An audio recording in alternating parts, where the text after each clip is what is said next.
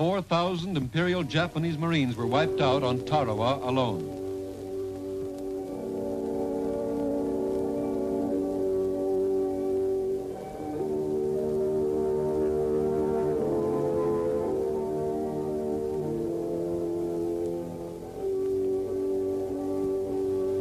This was part of the price the Americans paid for Tarawa.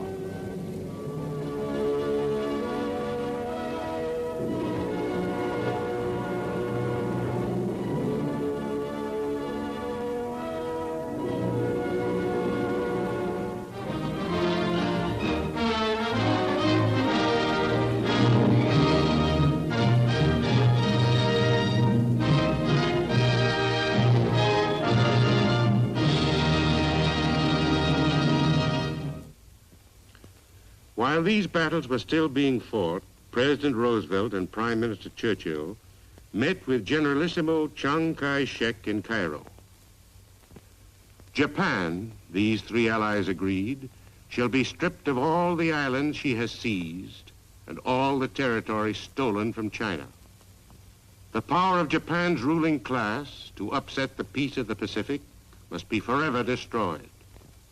Her ambition of a world empire must be shattered. A tremendous task still lay ahead. Tokyo was a long way off, and Japanese resistance would grow with every step of the way. To liberate the Pacific countries from Japanese occupation was a major war in itself.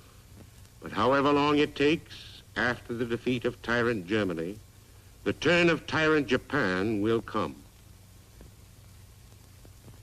5 days after the Cairo conference, another conference was held at Tehran, capital of Allied Iran.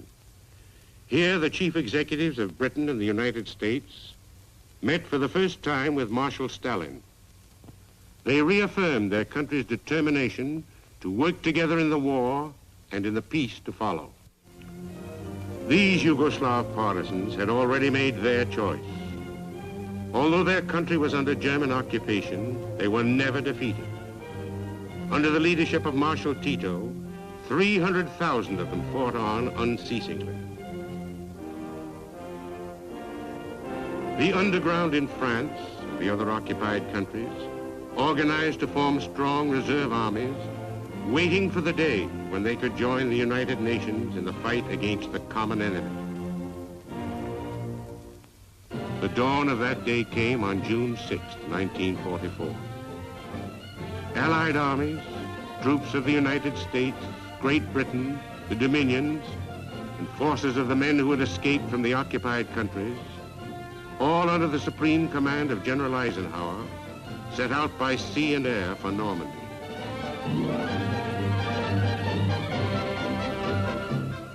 Germany was now being attacked simultaneously from Russia in the east, from Italy in the south, and from Great Britain in the west.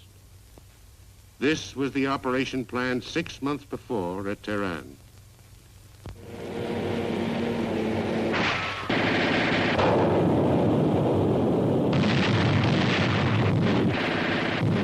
It was no easy task.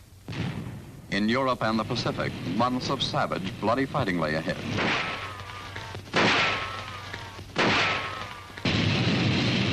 Every foot of the way was bitterly contested by a ruthless enemy.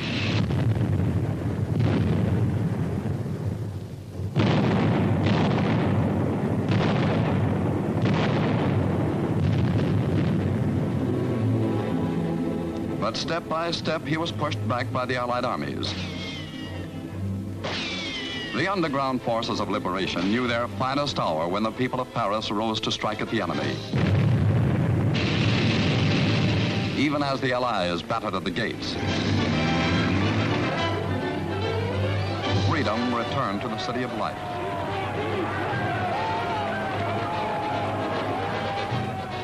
Freedom. This was the prize for which millions of free men had taken up arms, for which men had been willing to sacrifice their treasure and their lives.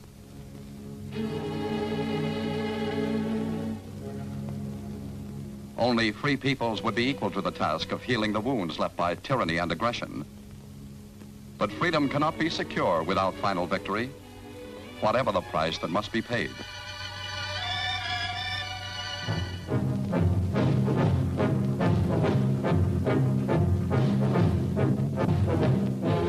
It is in this knowledge that the Allied armies push relentlessly on, determined that with victory will come the fulfillment of the declaration made at Tehran, that all the peoples of the world may live free lives, untouched by tyranny, and according to their varying desires and their own consciences. This was the hope in 1944, but there still was a year of war to be fought. The year 1945 would see the end of World War II. 1 year ago, the entire world awaited the fateful outcome as the armies of Nazi Germany lashed out in the counteroffensive in the Ardennes. This was the Battle of the Bulge, the battle that came so dangerously close to crushing Allied hopes for early victory. This was the 11th hour von Rundstedt counterattack, on which Germany gambled everything. Smashed Allied equipment littered the road. The year 1944 was dying. The year 1945 was beginning in an atmosphere of doubt and cruel anxiety and cold and hunger and death. Then, coming back from the punch in the West, the Yanks and British moved forward to the fighting. They had landed in Normandy. They had slashed their way to Germany's borders. They had absorbed the roughest punishment the Germans could hand out. In Central Europe, the Czechoslovaks and the long enslaved people of the Balkans moved against the common enemy. Now, with air power in the lead, they were started on the last long drive to victory. American forces on the west and south of the Bulge carved up elite units of the Wehrmacht. Montgomery's British on the north were immovable. Together, these two mighty allies crushed the final German bid for victory and moved steadily to a meeting with their gallant Russian ally in the east. Berlin, citadel of Nazism, fell.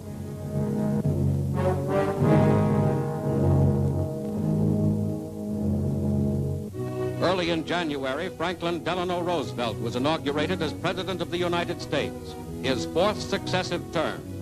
The simple ceremony took place on the White House porch.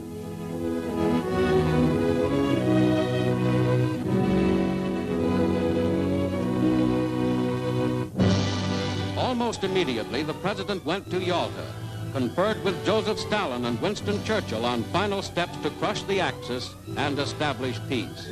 It was the last meeting of the original Big Three. Franklin Roosevelt looked tired and old.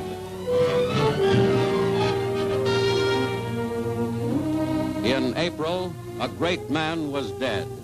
The loss of Franklin Delano Roosevelt was deeply felt by people all around the world.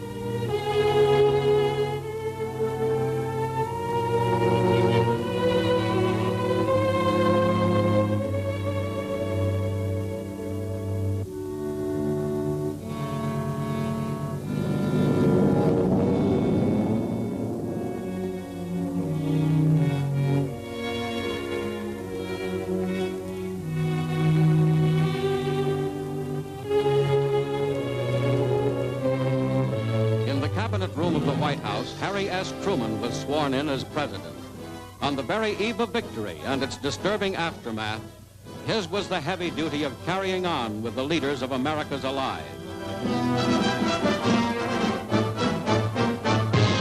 25 days later, on May the 7th, in a little schoolhouse in Reims, France, came the unconditional surrender of Germany.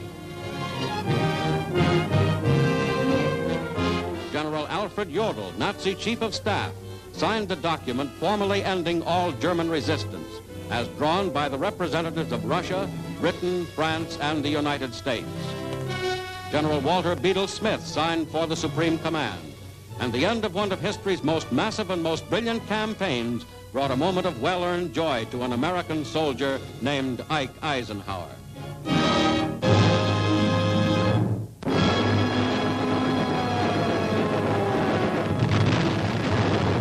In the Pacific, in mortal combat against a fanatic foe, the Army, the Marines, and the Navy were driving to a finish fight alongside their gallant Chinese and Philippine allies. The Philippines had been won back, so had a score of other vital islands, large and small, including one called Iwo Jima. But the Kamikaze Corps, the Japanese pilots who rode the divine wind to certain suicide and possible devastation of our ships, were taking a heavy toll.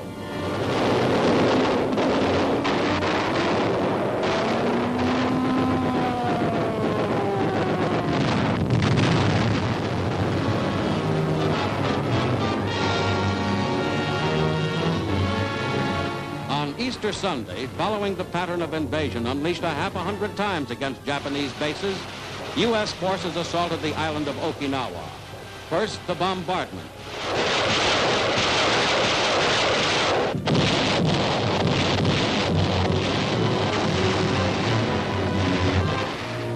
Then, from the fleet standing offshore, the landing craft went in. The mighty pageant of assault rolled ahead again, this time less than 400 miles from Japan itself. This was the island that the Japanese simply could not afford to lose. For 4 months, they fought a desperate battle that cost them 90,000 lives. The island was safe in U.S. hands in July.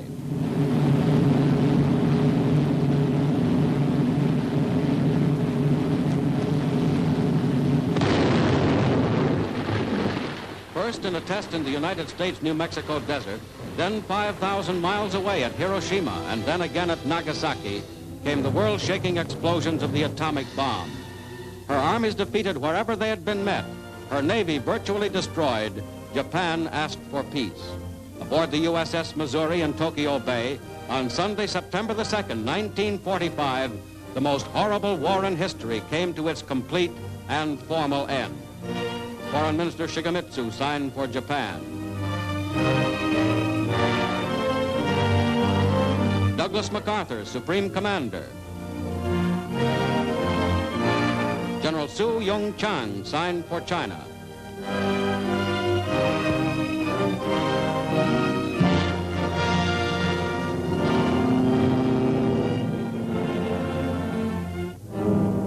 But the world could not forget or excuse the savage crimes of those who had opened that war, who had deliberately and willfully brought death and suffering to millions.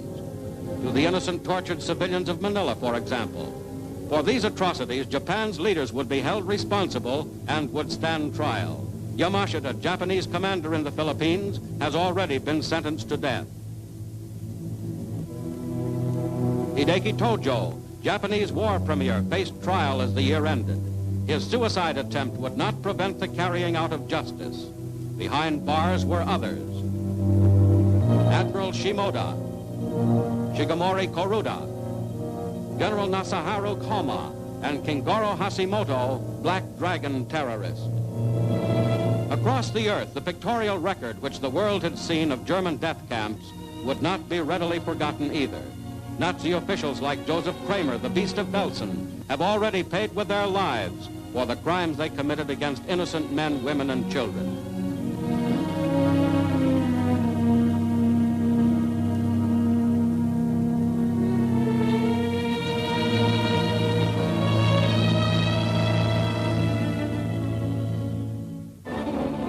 In Milan, Italy, after 2 decades of swaggering, the inventor of fascism, Benito Mussolini, lay dead at the hands of the Italian people, with his henchmen and his mistress.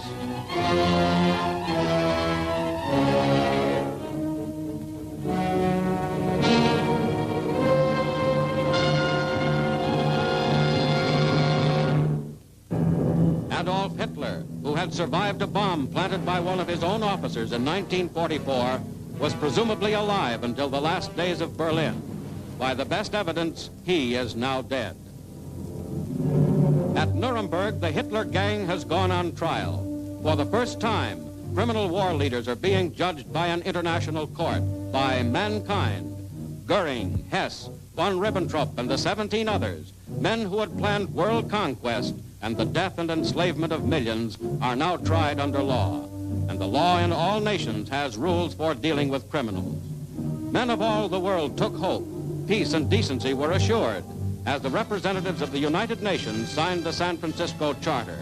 The lessons learned in 1945, if mankind would remember them, could make the world a better place for all men forever. That was the hope in